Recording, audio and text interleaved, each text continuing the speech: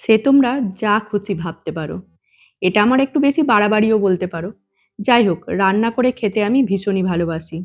সে pine গাছের জঙ্গলের মধ্যেই হোক আর ঝর্ণার ধারেই হোক। ঝর্ণার ধারে বাচ্চারা চান করতে করতে আমার এদিকে ম্যাগি রান্না হয়ে গেল। আর পাহাড়ে পায়েস, সত্যিই অসাধারণ। এই টুকটাক রান্নাগুলো করতে পেরে আমার সত্যিই খুব ভালো লাগে। এত সুন্দর ওয়েদারে একটু রান্না করলাম, এতে কি এমন এসে যায় বলো? জানি পাহাড়ের হোমস্টেতে ওরা ৩ বেলা ৪ বেলা খেতে দেয়, যখন যা চাইবে তাই দেয়। কিন্তু আমার না ভালো লাগে, কি করি বলো? আর এই গ্যাস ওভেনটা তো আমার সবসময় সাথে থাকেই।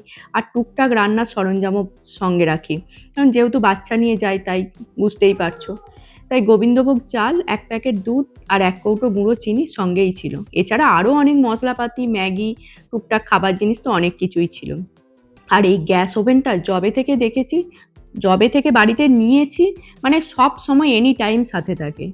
এত সুন্দর ওয়েদারে, এত সুন্দর পরিবেশে রান্না করতে কার না ভালো লাগে বলো? এত গরমে রান্নাঘরে রান্না করতে করতে তো বোর হয়ে গেছি। তাই ভাবলাম পাহাড়েতে গিয়ে একটুখানি পায়েস বানাই। বানাই মানে এই নয়, বানাবো আর সবাই মিলে একসাথে খাবো।